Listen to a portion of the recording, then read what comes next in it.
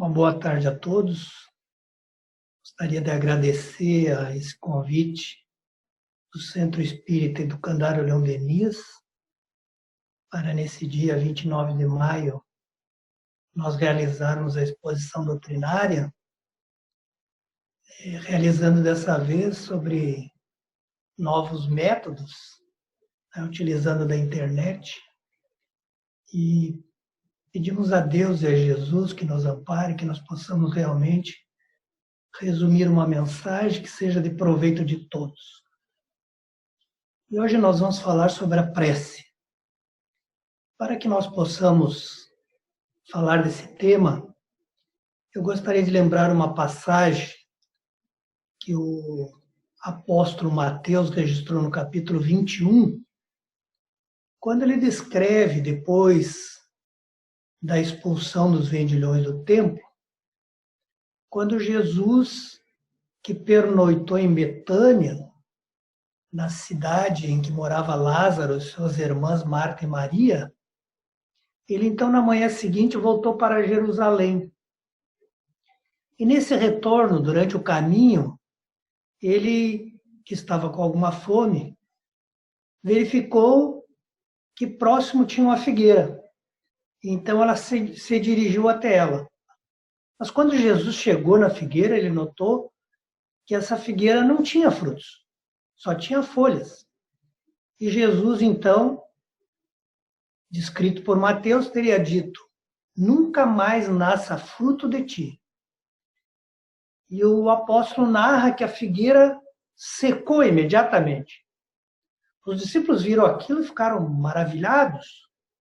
Perguntaram para Jesus como pode a figueira ter secado imediatamente. E então Jesus respondeu aos apóstolos que em verdade vos digo que se tiverdes fé e não tiverdes dúvidas, não só fareis o que eu fiz à figueira, mas até um monte. Se você disser para um monte se jogar do mar, ele assim fará. E Jesus então arrematou a passagem, nos dizendo que a tudo o que pedirdes em oração, crendo o recebereis. E esta última colocação de Jesus, de que ele nos afirma que aquilo que nós pedimos em oração, se nós crermos, nós receberemos. De tal sorte que Jesus usa um exemplo, uma linguagem, onde ele quer nos mostrar um monte que se joga ao mar. Obviamente que esse monte representa um monte de dificuldades que nós temos todo dia para vencer. Então, se nós tivermos realmente a fé, se nós crermos, Jesus está nos dizendo: você dirá a montanha, ao monte de dificuldades que você tem, que eles saiam da tua frente, que eles desimpeçam o teu caminho, e assim será. Para que a gente comece o tema, eu gostaria de lembrar a questão 659 do Livro dos Espíritos, quando Kardec pergunta aos espíritos qual é o caráter geral da prece. E os espíritos respondem que a prece é um ato de adoração. Que orar a Deus é pensar nele, é aproximar-se dele, pôr-se em comunicação com ele. E ele diz que nesse ato de adoração da prece, nós podemos propor três coisas: louvar, pedir e agradecer. Vamos tentar entender as três. Pedir é a mais fácil para nós entendermos, né? Mas algumas pessoas imaginam que não precisam pedir, que Deus já sabe realmente o que elas precisam. Mas o ato de pedir, ele reveste um outro propósito. Quando nós pedimos, nós reconhecemos a grandeza de Deus e a nossa insignificância. Reconhecemos que Ele é o Criador poderoso, que nós somos seus filhos. Então, o ato de pedir, ele nos tira um pouco do orgulho habitual em que nós estamos acostumados a viver. Portanto, a importância de pedir. O agradecer, porque ele é um ato de reconhecimento à grandeza de Deus. E um ato também de agradecermos pelo que os outros têm, o que nos livra do egoísmo. E, por fim, o louvar, que talvez seja o que a gente menos entende, mas que esta palavra louvar, ela está muito ligada à palavra disciplina, está muito ligada. Aquele que louva é aquele que se afasta realmente da revolta. Então, louvar, nós podemos pegar o dicionário e lá diria: louvar é elogiar, enaltecer, aprovar, confirmar com elogio, bendizer, enaltecer, glorificar, aceitar. Ou poderíamos dizer, glorificar é dar a glória ou honra para quem nós devemos dar esse sentimento de honra. Adorar é reverenciar, é venerar, é amar extremamente, é gostar muito, prestar culto. E especialmente quando nós falamos que esse adorar também significa honrar, nós recordaríamos o próprio Evangelho no capítulo 14, quando ele diz que o imperativo honra, naquele caso, no capítulo 14, está falando de honrar o vosso pai e a vossa mãe, ele diz que o imperativo honra nos dá um dever a mais, que é necessário juntar, então, a honra ou a adoração, o respeito, a estima e a obediência e a condescendência. O que é a condescendência? É ceder aos desejos. Nesse caso, ceder aos desejos, ceder aos desígnios de Deus. Obedecê-lo. É isso que deve estar encerrado nesse ato de adoração. É claro que a prece, ela não pode derrogar as leis naturais que Deus concebeu para serem imutáveis. Né? Deus estabeleceu leis que nunca se modificam, elas que determinam o equilíbrio da nossa vida, do nosso mundo. E, portanto, não é por uma prece nossa que Deus anularia essas leis, provocaria um desequilíbrio em toda a sua criação. Mas daí nós acreditarmos que tudo já está definido, que tudo já tem uma fatalidade, é muito diferente. Deus pode e vai nos atender a muitos dos nossos pedidos, sem que essa lei, ou essas leis que são naturais e imutáveis, sejam derrocadas, sejam desobedecidas, porque há muito espaço entre as leis de Deus para conceber a sua misericórdia, a sua bondade. E nesse capítulo 27 do Evangelho segundo o Espiritismo, que é o capítulo que fala sobre a prece, que é o pedir e obtereis, lá vai constar que os Espíritos nos dizem assim, a prece nos põe em relação mental com aquele ser a que nos dirigimos. Então, quando nós colocamos nosso pensamento numa relação mental com Deus, com aqueles que são seus emissários, com os bons espíritos que cumprem a tarefa de fazer com que a providência divina se estabeleça, nós nos colocamos junto deles, passamos a andar com eles. De tal sorte que, na prece, nós poderíamos dizer que, se nós descobrirmos o que nós pensamos, nós vamos saber com quem nós estamos andando. Porque nós estamos andando com as pessoas que pensam como a gente pensa. Lá em Provérbios, no capítulo 13, está escrito o seguinte: aquele que anda com os sábios será cada vez mais sábio, mas o companheiro dos tolos acabará mal. Então nós precisamos entender que a prece é uma maneira de nós nos colocarmos em relação mental com Deus e com os espíritos que cumprem seus desígnios, com os bons espíritos. Assim como quando nós estamos no lado oposto da prece, ou seja, quando nós estamos nos maus pensamentos, nós também entramos em relação mental com espíritos semelhantes a nós, que emitem o mesmo tipo de pensamento. E, consequentemente, são esses nossos companheiros de jornada.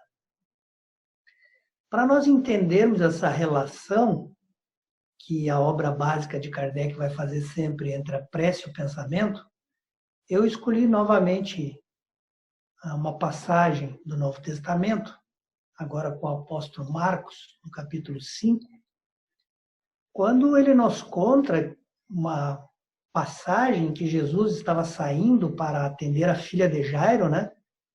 Que Jairo imaginava que estava morto, e Jesus então sai para fazer essa cura da filha de Jairo, e Quando ele sai, uma multidão está em volta dele. Há um povo que o cerca, né? Ele está no meio de uma multidão. E aí o Marcos nos conta que uma mulher que há 12 anos tinha um fluxo de sangue, né? Ou seja, constantemente ela encontrava-se no período menstrual, ou seja, ele era permanente, né? Por 12 anos foi permanente. E ela já tinha ido a muitos médicos, tentado de alguma maneira se curar e não conseguia.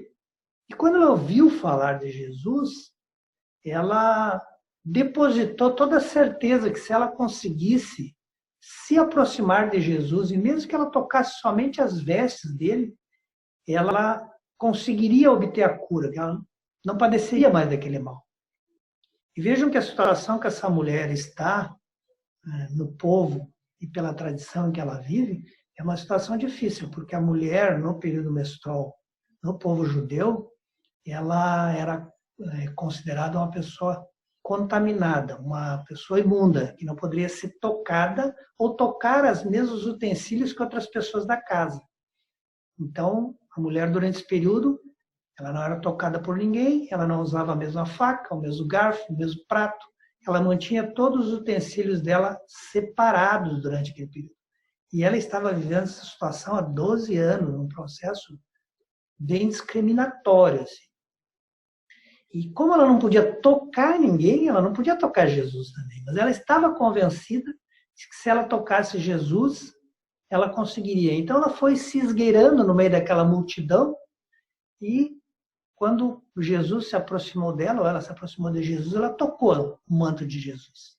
E quando ela tocou, Jesus virou-se e disse: quem tocou nas minhas vestes? Porque Jesus sentiu que dele saiu uma energia e ele então queria identificar. E os apóstolos disseram: olha, Senhor, você vê a multidão que está ao seu redor e o Senhor nos pergunta quem o tocou? Não há como nós identificarmos. Mas a mulher sabia que tinha sido ela. E sabia, e ela percebeu naquele momento que ela já estava curada. Então ela se identificou a Jesus. Ela disse: fui eu que lhe toquei. E disse toda a verdade. E Jesus então diz: filha, a tua fé te salvou. Vai em paz e ser curada desse teu mal. De uma certa forma, o que nós queremos mostrar com esse episódio é que, na verdade, o mecanismo que funciona nessa cura da mulher com fluxo de sangue é exatamente o mecanismo da prece. É isso que nós queremos estabelecer, esse contato entre essas duas coisas. E para isso, então, nós vamos reafirmar essa colocação de Marcos, que diz que o que pedirdes através da prece, crede e conseguireis. Está em Marcos 11. Por que nós conseguimos, através da prece, inclusive a nossa cura, que mais das vezes nossas preces são no sentido de obter alguma cura?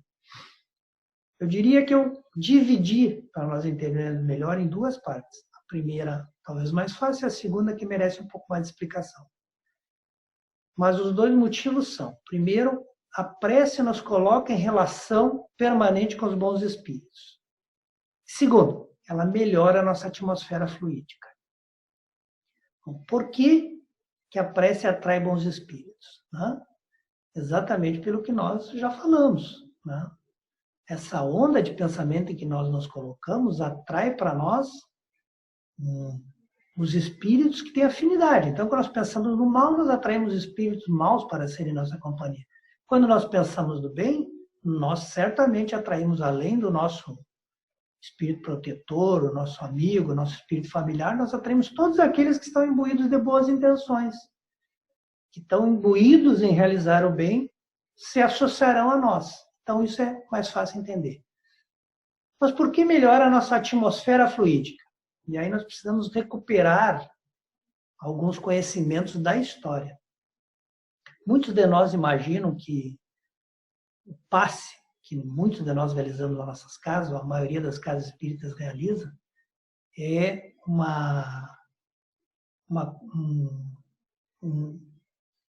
método, que foi concebida na doutrina espírita. No entanto, se nós visitarmos todas as obras de Kardec, Kardec não falará sobre o passe. E ele não falará por uma coisa que é fácil explicar. Não falará porque a sua época, esse assunto era muito discutido e era um assunto que era da alçada da ciência, ainda é. Né? Ainda é muito estudado pela ciência. E Kardec, na sua obra inteira, ele tenta não tirar o espiritismo do seu propósito, que é explicar o mundo dos espíritos e não o nosso mundo físico.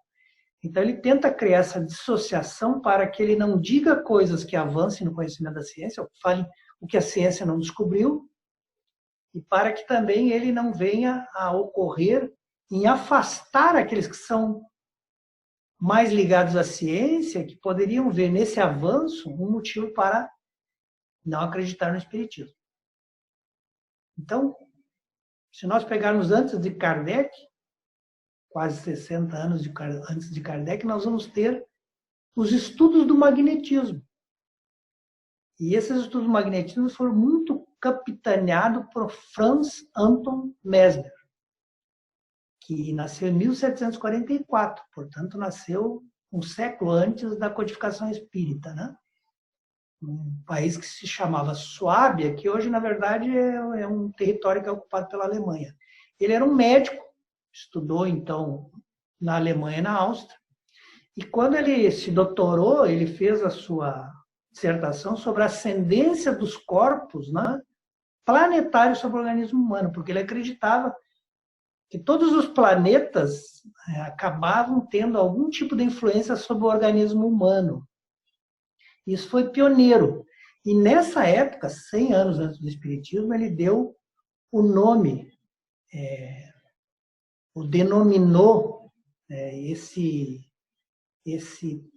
meio em que todos nós, o universo, está imerso de fluido universal, que é um nome que depois Kardec vai usar, fluido cósmico universal, fluido primitivo, matéria primitiva, né, que todos são termos usados para Kardec, para determinar a matéria elementar, ou seja, aquela primeira matéria que foi criada. Então, já Mesmer, 100 anos antes de Kardec, ele disse assim, o magnetismo no estágio mineral chama-se fluido magnético, que é o fluido que nós observamos, por exemplo, no magnetismo do ímã, né? Que todos nós já tivemos manuseando um ímã na mão. Na etapa vegetal, o fluido é denominado fitomagnético. E as plantas são muito utilizadas, o magnetismo das plantas, né? Inclusive, a gente tem certeza que ter plantas em casa é uma coisa medicinal que nos faz bem. E no animal, ele chamou de fluido magnético animal. É por existir esse estudo na ciência que Kardec vai entrar com muito cuidado nesse assunto. Ou ele vai entrar sobre dois olhares que não estão na ciência. Olhando esse fenômeno do magnetismo na aplicação da prece, que é uma coisa, então, que os cientistas determinavam que não era campo de especulação da ciência, mas sim era campo de especulação da religião. E quando na Gênesis ele fala da cura, que muitas vezes, como ele fala da cura do ponto de vista do mundo dos espíritos, ele então também não entra no campo da ciência. Cuidado que sempre Kardec revestiu toda a obra dele com muita sabedoria, porque a gente sabe que se ele tivesse entrado no campo da ciência, o espiritismo certamente teria muitas dificuldades para prosperar. Então, o Mesmer conseguiu estabelecer essas atrações e repulsões que o magnetismo faz e começou a usar esse magnetismo animal na terapia da cura. Ou seja, nós estamos falando 100 anos antes do espiritismo. Ele começou a usar o magnetismo para curar as pessoas. Então, em 1773, ele fez a sua primeira experiência com uma parente da sua esposa, que é a Francisca Sterlina, era uma senhora de 29 anos, muito adoentada, e ele, então, conseguiu curá-la, né?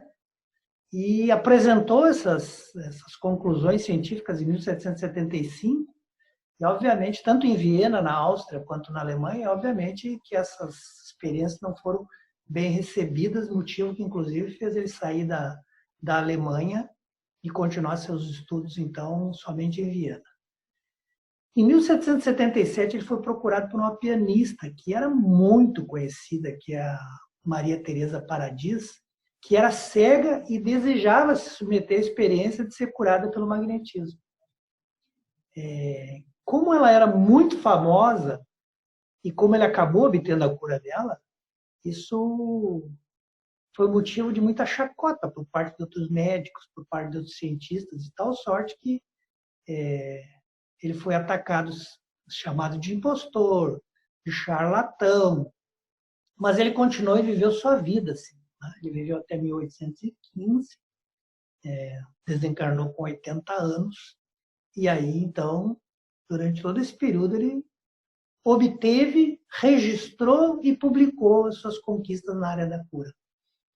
Kardec publicou o Livro dos Espíritos 42 anos depois. Né? Então, ele já existia essa especulação científica. E quando ele publicou o Livro dos Espíritos, na questão 27, né, quando os espíritos perguntaram dos elementos gerais que tem no universo, os espíritos afirmaram, só existe 3 elementos gerais no universo. Um que é a causa, que é Deus.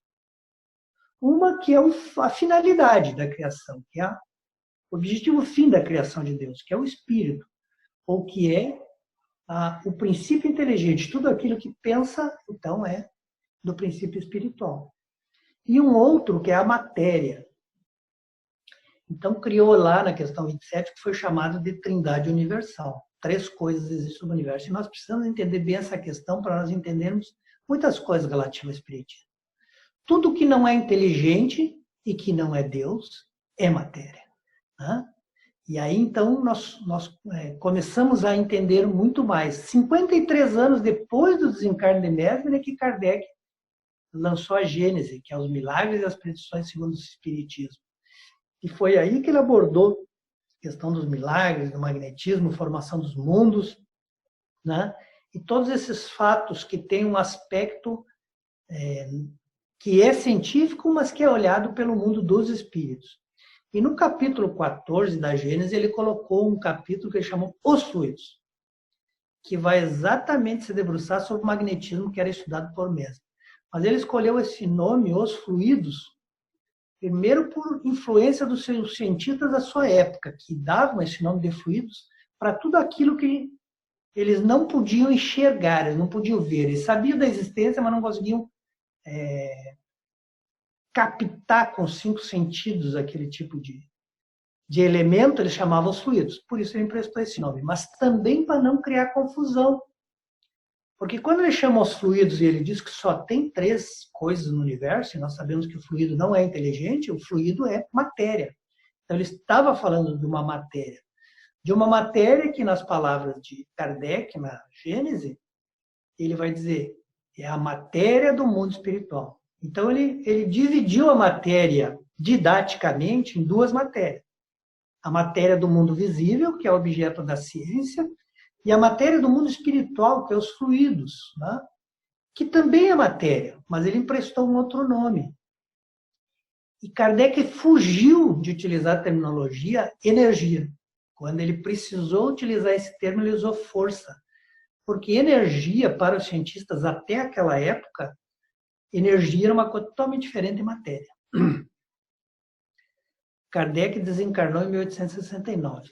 Somente 36 anos depois do desencarne de Kardec é que Albert Einstein publicou a teoria da relatividade. E foi a teoria da relatividade que diz que a energia é igual à matéria quando ela é acelerada ao quadrado da velocidade da luz. A velocidade da luz que nós sabemos que é 300 mil quilômetros por segundo.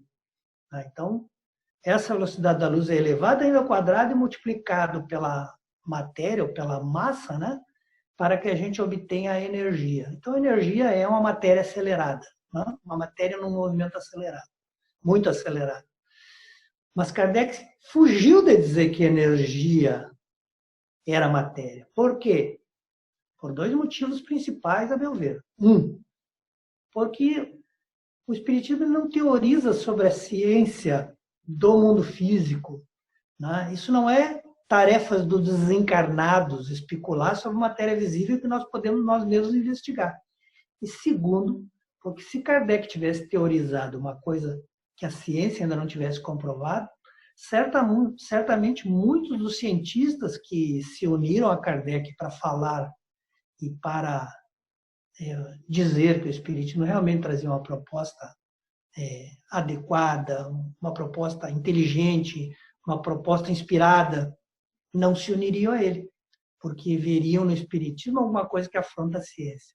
Então, Kardec soube esperar para que, então, depois da teoria da relatividade, os outros espíritos pudessem falar com mais propriedade sobre essa matéria, que também é energia, como André Luiz, através do Chico, vai usar o termo energia e matéria para designar as mesmas coisas, então, porque isso já foi conquistado.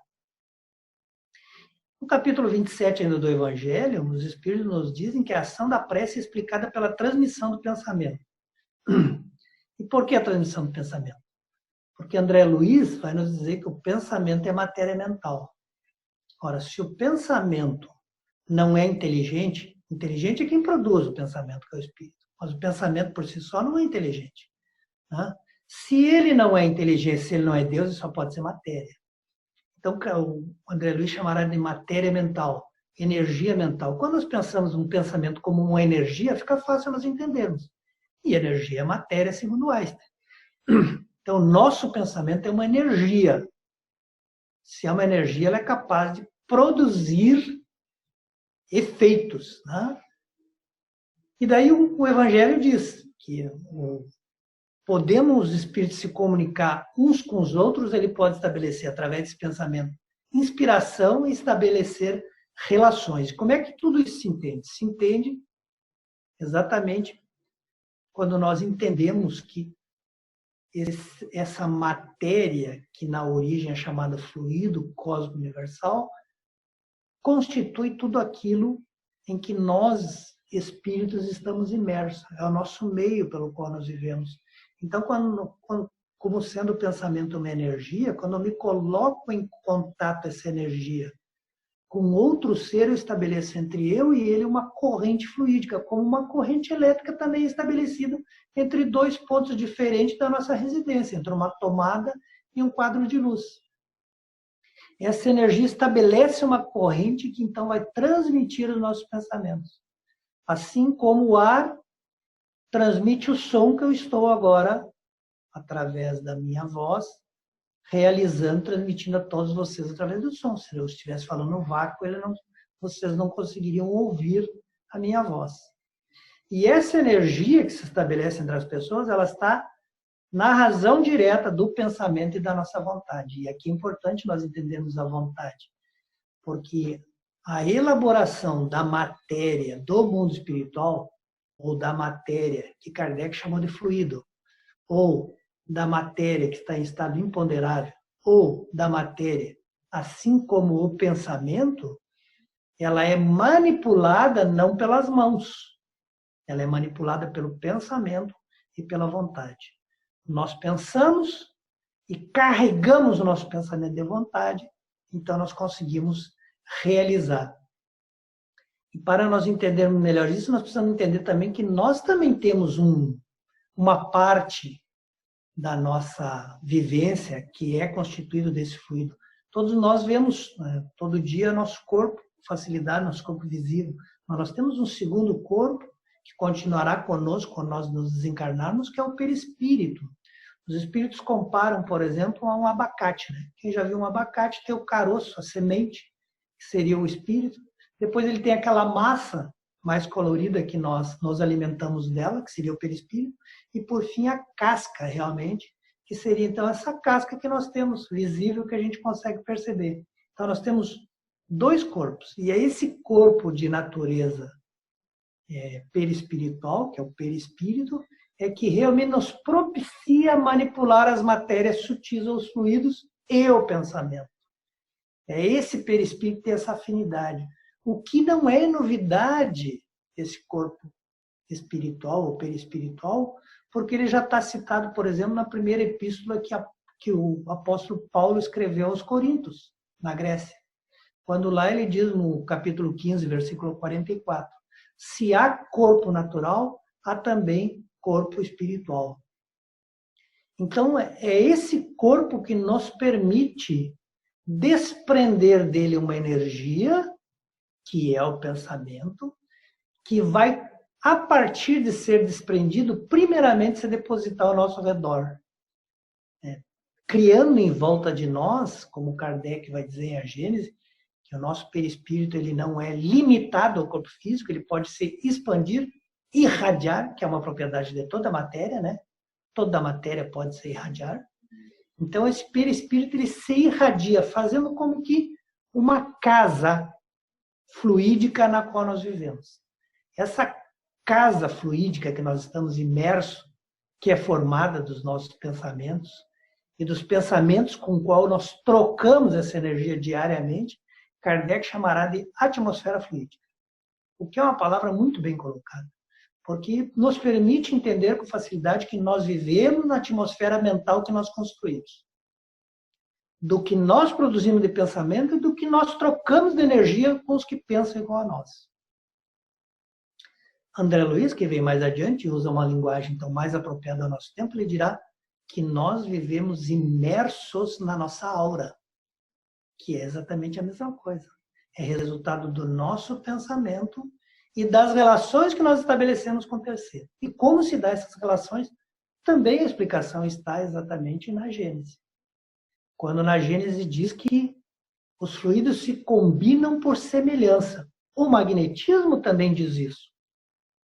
Que os íons do ímã se combinam exatamente por semelhança. O negativo atrai o negativo, o positivo atrai o positivo. Dois polos de ímã, positivo e o outro negativo, você não consegue aproximá-los. Eles vão se repelir naturalmente, porque eles são diferentes. Então eles se repelem. Se nós estamos falando aqui de magnetismo, se nós estamos falando que esse fluido, o pensamento tem propriedades magnéticas, quando nós pensamos no bem, nós produzimos o que a Gênese chamará de moléculas sãs. Quando nós pensamos no mal, nós vamos produzir o que Kardec chamou no capítulo 14 da Gênese de moléculas malsãs, a molécula doente. Essas moléculas do nosso pensamento, elas constituem o nosso derredor, a nossa atmosfera, a nossa aura, e nós passamos a trocar com aqueles que têm afinidade conosco. Ou seja, nós trocamos para toda molécula sã, nós trocamos por mais moléculas sãs. E para toda molécula malsã, nós trocamos com aqueles que também têm moléculas malsãs, trazendo aquilo para a nossa atmosfera. Então, retornamos à prece. Se a prece é a ação do nosso pensamento para nos conectar com Deus, para reconhecer a sua sabedoria, para ter gratidão pelo que Ele nos dá. E para demonstrar nossa adoração e submissão aos seus desígnios, ela então produzirá pensamentos bons, matéria mental sã, e vai contaminar a nossa atmosfera fluídica, a nossa aura. Se nós levantamos já mal-humorado, chateado, brigando, se nós assistimos um programa de televisão ou lemos um livro, uma revista, que nos leva a pensar nos nossos vícios, né? Nas mazelas que arrastamos durante muitas encarnações, automaticamente nós vamos, então, produzir matéria mental malsã, doente. E essa matéria depositada ao nosso derredor vai produzir trocas com outros espíritos que também têm molécula malsã, doente. E nós passamos a viver numa aura doente, que por conseguinte baixa a nossa imunidade. Porque essa atmosfera fluídica, ela afetará o nosso corpo perispiritual ou perispírito, que se desorganizará. E quando ele se desorganizar, ele não vai mais conseguir mandar o nosso corpo físico, visível, funcionar corretamente.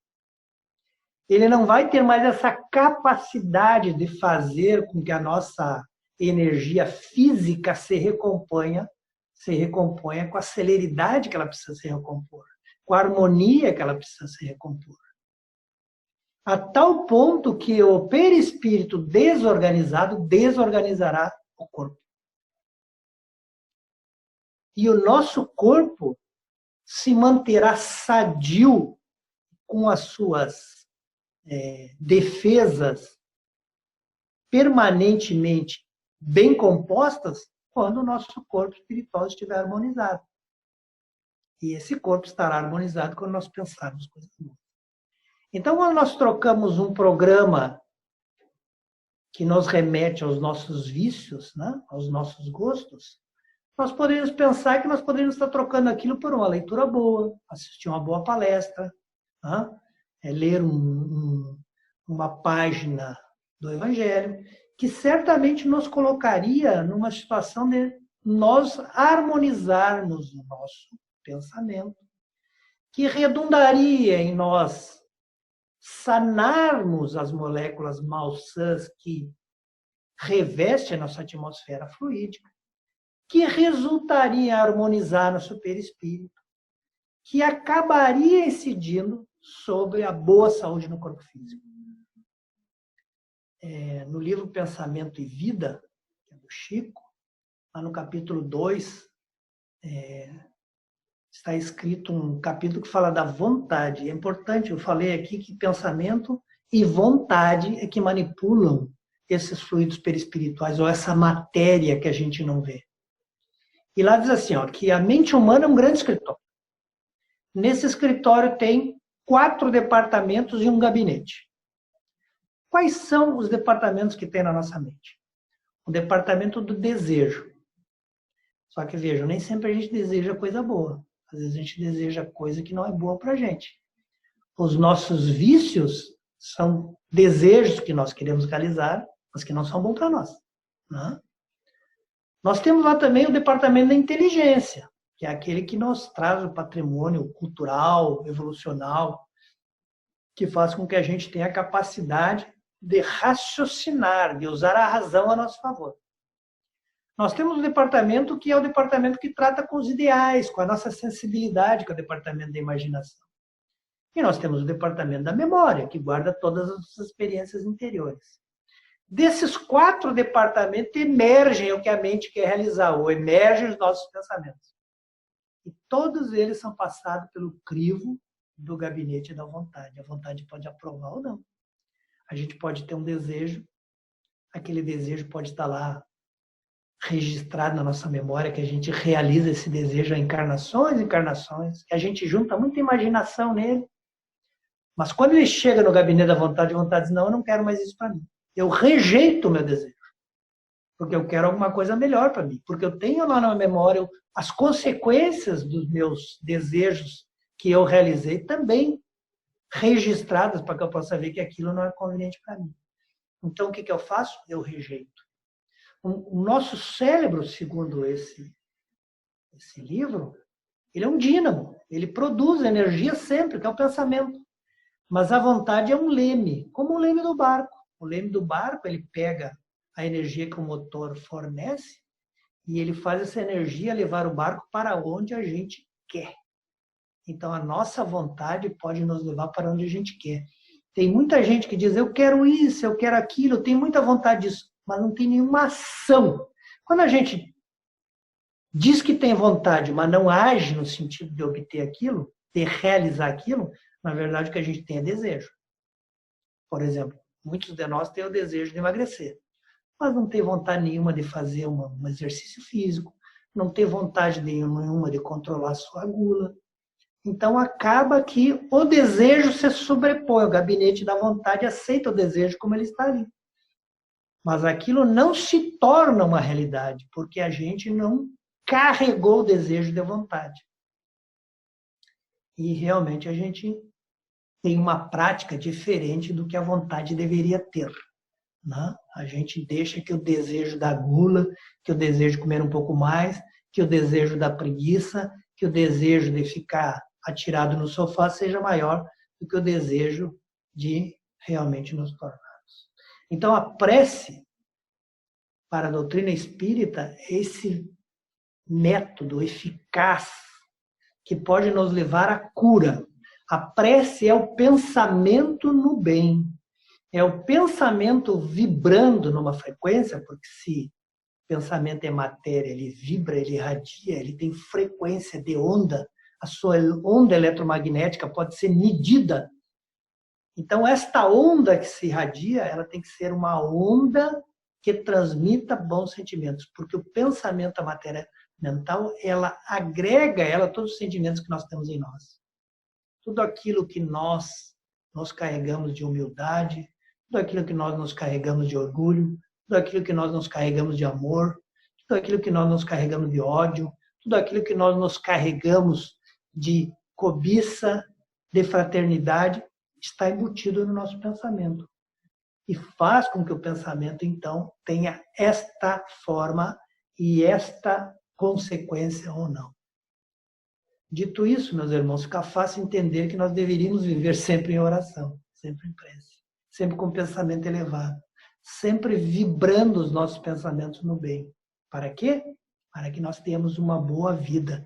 A vida que Deus planejou para nós, que é uma vida de fartura, que é uma vida de bem-estar, que é uma vida de plenitude, que é uma vida de felicidade. E quando nós tivermos essa vontade firme, que carrega os nossos pensamentos, da vontade de nos melhorarmos, de ter uma vida melhor, nós transformaremos nossas ações. O pensamento transformado transforma as ações. As ações transformarão a nossa vida. Porque nós estaremos, então, a partir da mudança do pensamento, nós estaremos imersos numa atmosfera fluídica do bem. O nosso inferno, o nosso céu, é a nossa atmosfera fluídica que nós vivemos todo dia, independente do lugar em que nós estejamos morando, independente das pessoas que convivem com nós, independente de todo o meio físico que esteja à nossa volta. Nós vivemos o inferno ou o céu da nossa atmosfera fluídica todos os dias. Que Jesus nos abençoe e que nós possamos realmente transformar os nossos pensamentos para bem vivermos e termos uma vida menos aflitiva do que temos construído até hoje. Que assim seja.